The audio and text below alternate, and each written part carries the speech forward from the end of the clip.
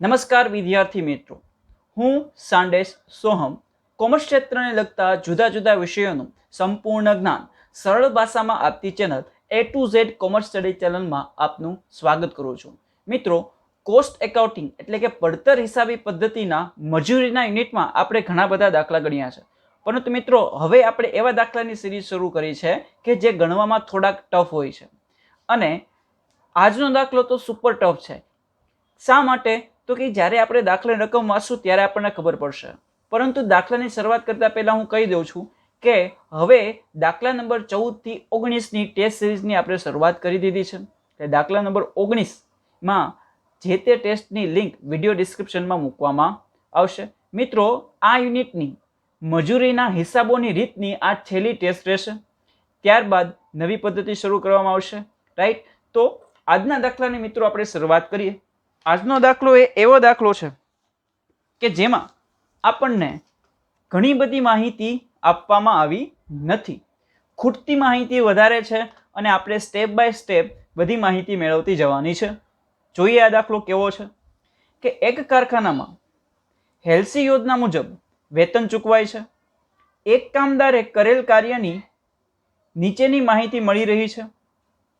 પહેલી વસ્તુ, બચાવેલ સમય 25 કલાક. તમને ફક્ત આપ્યો છે બચાવેલ સમય. ત્યારબાદ કયું છે? કામદારના બોનસની માહિતી આપી છે. કામદારના બોનસ માટેની જે માહિતી આપી છે એમાં શું કહ્યું છે? એમાં કહ્યું છે કે બોનસની રકમ સમય વેતનના 10% છે. તો તમને ફક્ત એટલું જ કીધું છે કે સમય વેતનના 10% બોનસ છે. એકમ દીઠ વસ્તુમાં વપરાતો માલ સામાન 350 રૂપિયા છે. એકમ દીઠ માલ સામાન 350 રૂપિયા છે. કારખાના પરોક્ષ ખર્ચ પ્રાથમિક પડતરના 20% છે. મિત્રો, અત્યાર સુધી શું કહેતા હતા કે કારખાના પરોક્ષ ખર્ચ જે તે મજૂરીના તમને ટકાવારી આપવામાં આવતી કે મજૂરીના 100%, 200%, 150% આપવામાં આવતું. પરંતુ આમાં શું કીધું છે કે કારખાના પરોક્ષ ખર્ચ પ્રાથમિક પડતરના 20% છે. એનો મતલબ શું છે? તો કે માલ સામાન પ્લસ પ્રત્યક્ષ મજૂરી બંનેનો સરવાળો કરતા આપણને પ્રાથમિક પડતર મળશે. અને એ પ્રાથમિક પડતરના 20% કરશું ત્યારે આપણને કારખાના પરોક્ષ ખર્ચ મળશે. આ બાબત આપણે ધ્યાનમાં રાખવાની છે. ત્યારબાદ એકમ દીઠ કારખાના પડતર 1212 રૂપિયા છે. હવે દર વખતે આપણે શું હોય છે તો કે કારખાના પડતર શોધવાની કહે છે, પરંતુ આપણને રકમની અંદર જ કારખાના પડતર આપી દીધી છે. હવે કારખાના પડતરનું સૂત્ર શું છે? તો કે મુખ્ય સૂત્ર છે પ્રાથમિક પડતર પ્લસ કારખાના પરોક્ષ ખર્ચ. એટલે આપણને કારખાના પડતર મળી રહે છે. ઉપરની માહિતી પરથી કાર્ય પૂર્ણ કરવા માટે આપેલ સમય શોધવાનું કહ્યું છે. આપેલ સમયનો મતલબ શું શોધવાનું કહ્યું છે મિત્રો? પ્રમાણિત સમય શોધવાનો કહ્યો છે કે જે તે કાર્ય કરવા માટે કુલ કેટલો સમય આપવામાં આવ્યો હતો. હવે આપણી પાસે ફક્ત કઈ માહિતી છે? તો કે બચાવેલ સમય છે, માલ સામાનની કિંમત છે અને કારખાના પડતર છે. તો આ 3 અવેલેબલ માહિતી પરથી આપણે પ્રમાણિત સમય કોઈ કાળે મેળવી શકવાના નથી. પરંતુ મિત્રો, મેં તમને કહ્યું છે કે જ્યારે પણ દાખલામાં ખૂટતી માહિતી આપી હોય, આપણને તમામ માહિતી અવેલેબલ ન હોય, ત્યારે આપણે શું કરશું? એક જ નિયમ કે તમને જેટલી માહિતી આપવામાં આવી છે એ માહિતીનો ઉપયોગ કરીને તમારે ખૂટતી માહિતી મેળવવાની છે. રાઈટ? પહેલી જે વસ્તુ સૌથી ઇમ્પોર્ટન્ટ છે એ છે તો કે કારખાના પડતર. આપણને રકમમાં કારખાના પડતર આપી દીધેલું છે. તો કારખાના પડતરનું આપણે સૂત્ર શું છે?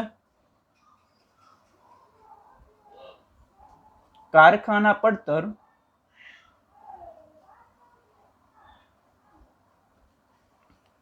તો કે જનરલી આપણે કઈ રીતે યુઝ કરીએ છીએ તો કહેવાય માલ સામાન પ્લસ મજૂરી પ્લસ કારખાના પરોક્ષ ખર્ચ.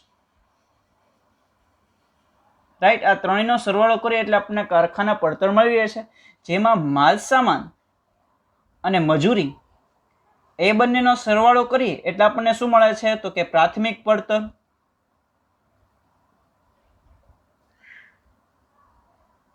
આ બંનેનો સરવાળો કરતા પ્રાથમિક પડતર મળે છે. આ પ્રાથમિક પડતર પ્લસ કારખાના પરોક્ષ ખર્ચ કરીએ એટલે આપણને કારખાના પડતર મળશે. બેઝિક સૂત્ર શું છે તો કે કારખાના પડતર પ્લસ કારખાના પરોક્ષ ખર્ચ એટલે આપણને કારખાના પડતર મળી રહે, જેમાં પ્રાથમિક પડતર શું છે કે માલ સામાનના ખર્ચ પ્લસ પ્રત્યક્ષ મજૂરી. કઈ મજૂરી? પ્રત્યક્ષ મજૂરી કરીએ એટલે આપણને પ્રાથમિક પડતર મળી રહે છે. હવે આમાં આપણને કારખાના પડતર આપી દીધેલી છે, તો આની પરથી આપણને આ બે માહિતી મળી શકે છે કે પ્રાથમિક પડતર અને કારખાના પરોક્ષ ખર્ચની માહિતી મળી શકે છે. પરંતુ એની માટે આપણે શું કીધું છે કે કારખાના પરોક્ષ ખર્ચ પ્રાથમિક પડતરના 20% છે. કારખાના પરોક્ષ ખર્ચની રકમ કેટલી છે? તો કે ભાઈ પ્રાથમિક પડતરના 20%. ધારો કે પ્રાથમિક પડતર 100 રૂપિયા હોય તો કારખાના પરોક્ષ ખર્ચ પ્રાથમિક પડતરના 20% લેખે 100ના 20% એટલે કારખાના પરોક્ષ ખર્ચ કેટલા થશે ભાઈ? 20 રૂપિયા થશે. પરંતુ આ તો આપણે ફક્ત ધારણા કરી છે, આપણી પાસે નથી તો પ્રાથમિક પડતર, નથી તો કારખાના પરોક્ષ ખર્ચ, બેમાંથી એક પણની કિંમત આપણી પાસે છે નહીં. તો હવે આપણે શું કરશું તો કે ભાઈ પ્રાથમિક પડતર જે છે એનું સૂત્ર શું છે તો કે માલ સામાન અને મજૂરી. માલ સામાન અને મજૂરીનો સરવાળો કરીએ તો આપણને પ્રાથમિક પડતર મળી જવાની છે. તો આમાંથી આપણે માલ સામાનની કિંમત આપણી પાસે છે કેટલી છે તો કે એકમ દીઠ 350 રૂપિયા છે, પરંતુ પ્રત્યક્ષ મજૂરી આપણી પાસે છે નહીં. મિત્રો, આપણે જે માહિતીની ગણતરી કરવાની છે એની માટે પ્રત્યક્ષ મજૂરીની રકમ આપણી પાસે હોવી જરૂરી છે.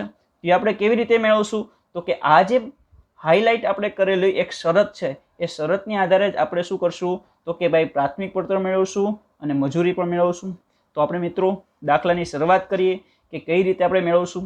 તો પહેલાં આપણી પાસે જે માહિતી અવેલેબલ છે તેનો ઉપયોગ કરીને આપણે ખૂટતી માહિતી મેળવવાની છે. આપણી પાસે કઈ માહિતી અવેલેબલ છે તો કે ભાઈ કારખાના પડતર, કુલ કારખાના પડતર આપણને આપવામાં આવેલ છે જે કેટલી છે 1212 રૂપિયા.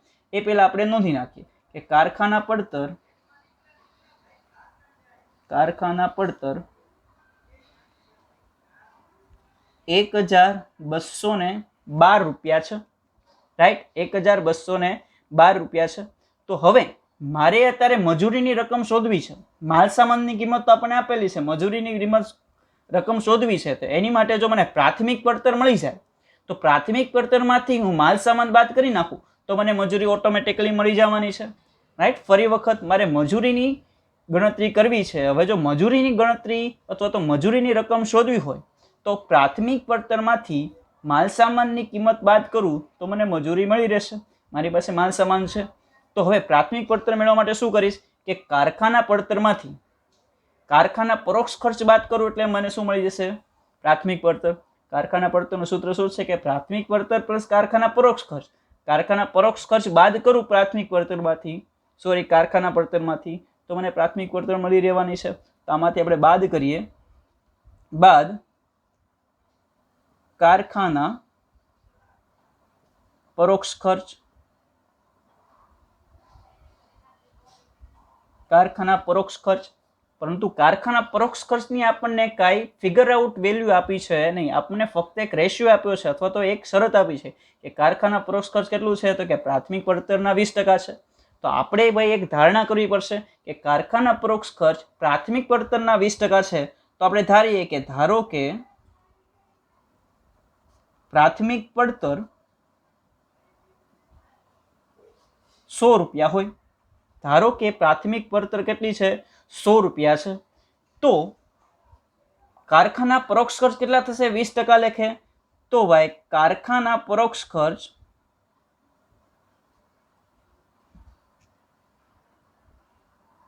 કેટલા ટકા છે? 20% છે. તો 100ના 20% લેખે કેટલા થશે? 20 રૂપિયા થશે, 120 રૂપિયા થશે.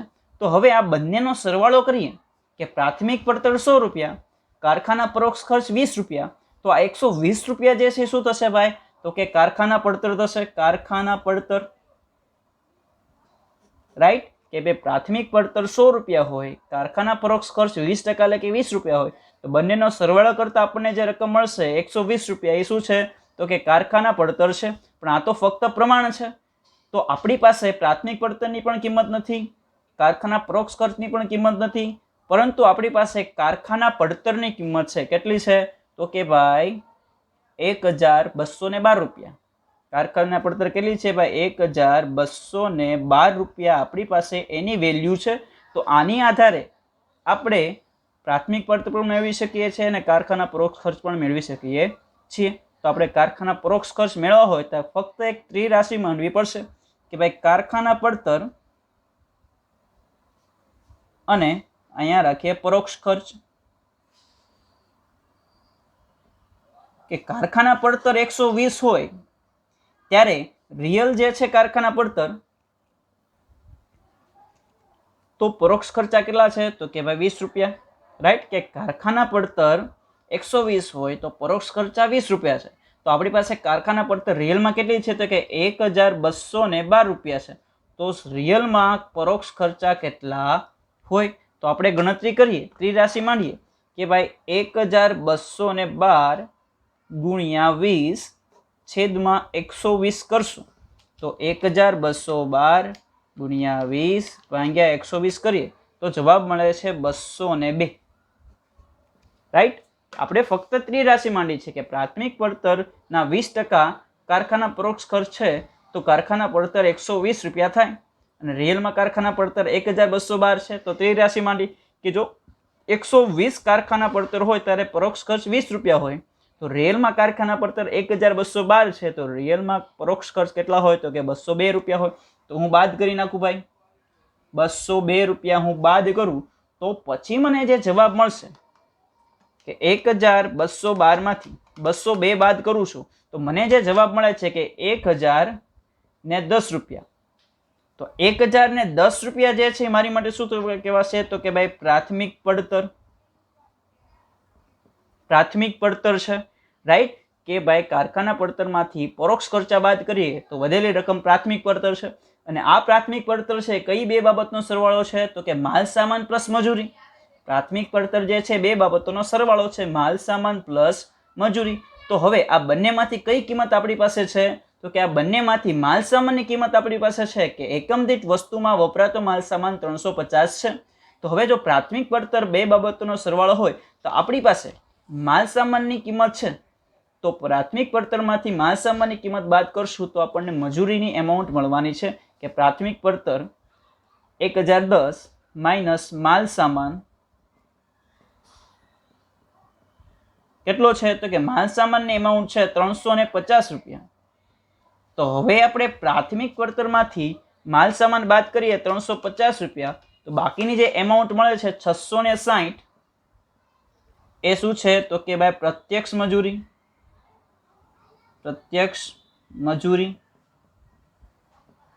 કેટલી છે ભાઈ 660 રૂપિયા છે.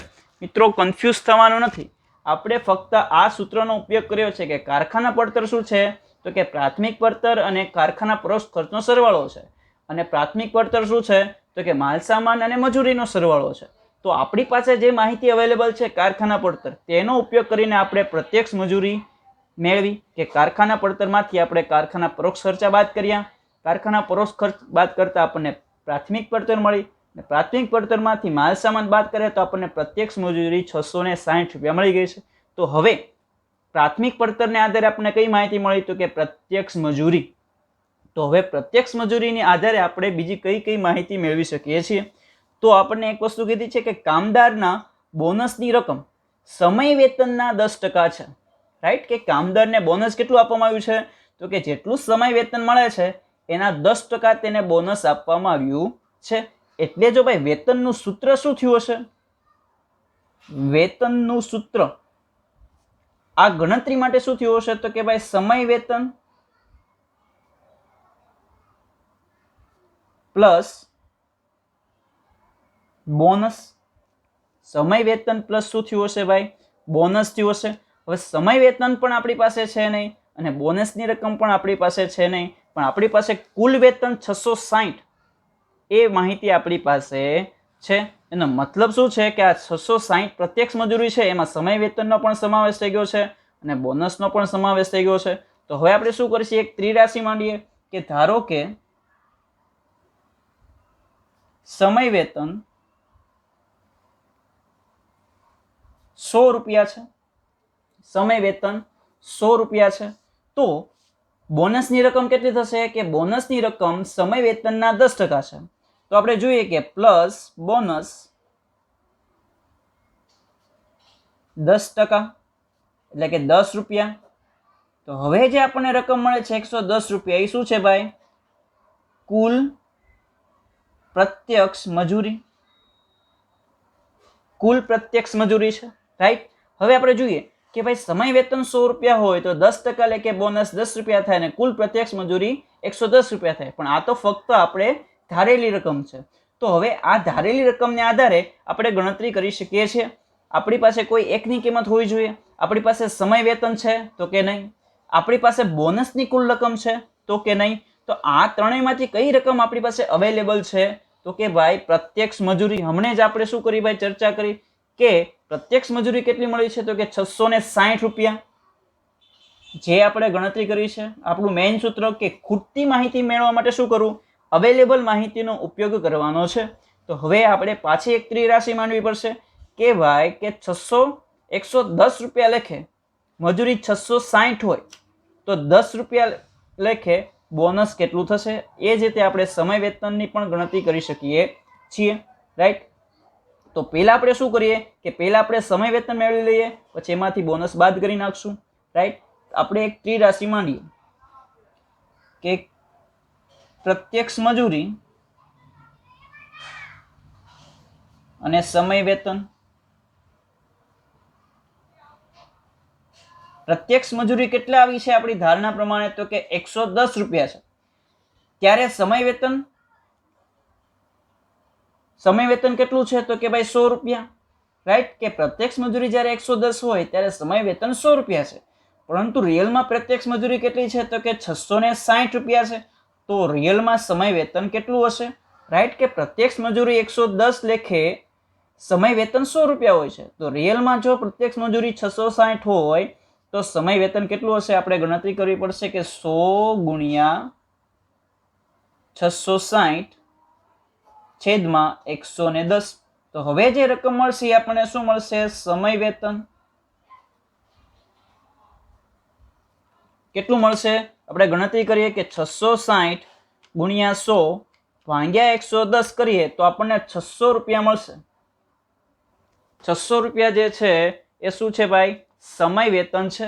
તો એનો મતલબ શું થયો કે જો કુલ વેતન 660 છે એમાં સમય વેતન કેટલું છે તો કે ભાઈ 600 રૂપિયા. તો બોનસની રકમ કેટલી છે કે બોનસની રકમ સમય વેતનના 10% છે. તો પ્લસ બોનસ કેટલું થશે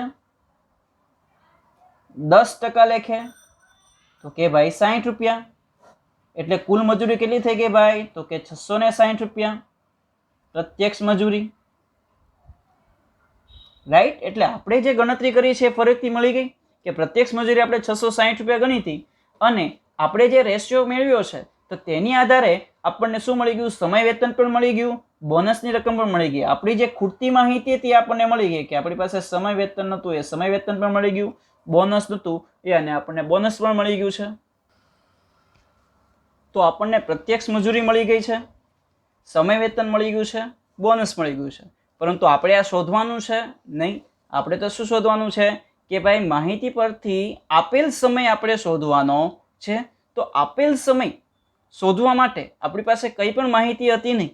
હવે આમાં શું કીધું છે કે ભાઈ આ કારખાનામાં કયા વેતન યોજના એપ્લાય કરી છે તો કે હેલ્સી યોજના મુજબ હેલ્સી યોજના જે છે એપ્લાય થાય છે.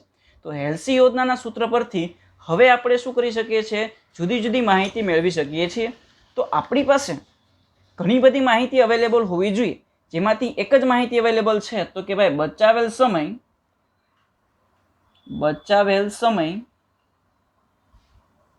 25 કલાક. એક જ માહિતી આપણને રકમમાં આપી છે. ત્યારબાદ આપણે ગણતરી કર્યું કે ભાઈ કુલ વેતન કેટલું છે તો કે ભાઈ 660, જેમાં સમય વેતન કેટલું છે તો કે ભાઈ 600 રૂપિયા છે, પ્લસ બોનસ કેટલું છે તો કે ભાઈ 60 રૂપિયા છે. આ અમાઉન્ટ આપણી પાસે છે. તો એની પરથી આપણે પ્રમાણિત સમય મેળવવાનો છે. તો હવે ફરી વખત જેટલી માહિતી આપણી પાસે અવેલેબલ છે તેનો ઉપયોગ કરીને જુદી જુદી માહિતી મેળવવાની છે. તો આપણે ઊંધેથી શરૂઆત કરવી પડશે. આપણી પાસે બોનસની રકમ છે અને યોજના કઈ છે તો કે ભાઈ હેલ્સી યોજના મુજબ ગણાય છે. તો આપણે હેલ્સી યોજના મુજબ બોનસનું સૂત્ર મૂકીએ હેલ્સી યોજના મુજબ બોનસનું સૂત્ર શું છે? તો કે બચાવેલ સમય વેતનના 50%. બચાવેલ સમય ગુણ્યા કલાક દીઠ વેતન દર ગુણ્યા 50/100. તો આમાં પરથી આપણને જેટલી માહિતી અવેલેબલ છે તેનો આપણે ઉપયોગ કરીએ. બોનસની રકમ આપણી પાસે છે કેટલા? તો કે ભાઈ 60 રૂપિયા. બચાવેલ સમય આપણને રકમમાં જ આપી દીધા છે, કેટલા કલાક છે? તો કે ભાઈ 25 કલાક. બચાવેલ સમય રકમમાં જ આપી દીધો છે 25 કલાક ગુણ્યા કલાક દીઠ વેતન દર આપણને આપ્યું છે નહીં, ધારો કે ધારી લઈએ x છે, ગુણ્યા 50/100. રાઈટ, કલાક દીઠ વેતન દર આપણી પાસે છે ને આપણે રકમમાં ક્યાં આપ્યું નથી. તો હવે આની પરથી આપણને કલાક દીઠ વેતન દર મળી જશે. તો આપણે શું કરીએ? x ને સૂત્રનો કરતા બનાવી દઈએ. તો ગણતરી શું થશે? 100 ભાગાકારમાં સામે જાય તો ગુણાકારમાં, એટલે કે 60 ગુણ્યા 100 છેદમાં 25 જે છે અંશમાં છે અથવા તો ગુણાકારમાં, સામે જાય તો ભાગાકારમાં અથવા તો છેદમાં 25 ગુણ્યા આ 50 ને પણ x ની સામેની બાજુ મોકલીએ, અંશમાં છે તો સામે જશે તો છેદમાં આવી જશે. એટલે x ની કિંમત મળશે 60 ગુણ્યા 100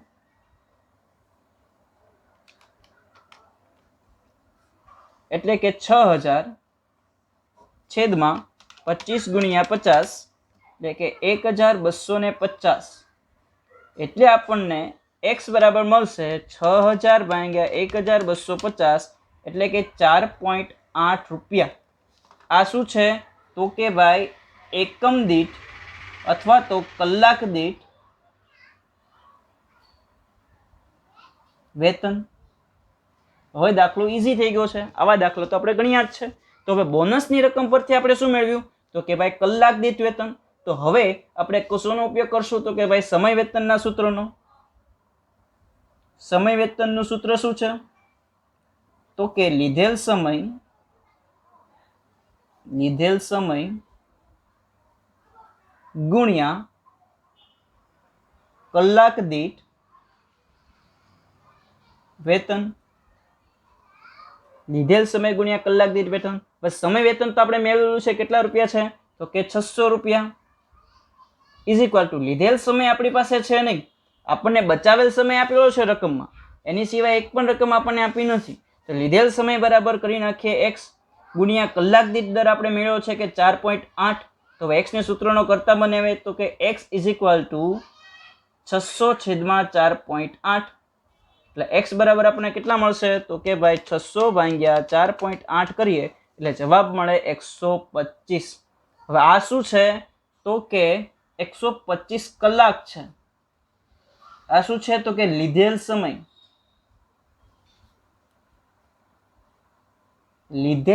છે. તો હવે જો લીધેલ સમય આપણને મળી ગયો છે, બચાવેલ સમય આપણને રકમમાં જ આપ્યો છે, તો હવે આપણને કુલ પ્રમાણિત સમય અથવા તો આપેલ સમય અથવા તો એને શું કહેવાશે? પ્રમાણિત સમય મળી શકે છે. શું છે સૂત્ર એનું? તો કે ભાઈ લીધેલ સમય પ્લસ બચાવેલ સમય.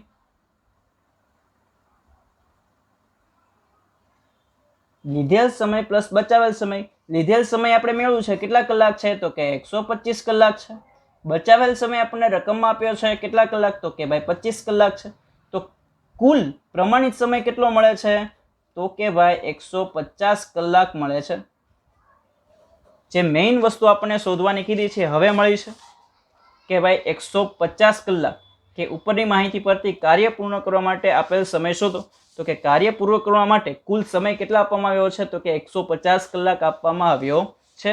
મિત્રો ખૂબ જ લાંબો દાખલો છે, ખૂબ જ ટફ દાખલો છે. રાઈટ, આપણને એક પણ માહિતી આમાં આપવામાં આવી નથી. આપણે બધી માહિતી 1 બાય 1 ખૂટતી માહિતી શોધી છે. કઈ રીતે શોધી છે? તો મિત્રો એક વખત સિક્વન્સ સમજી લો.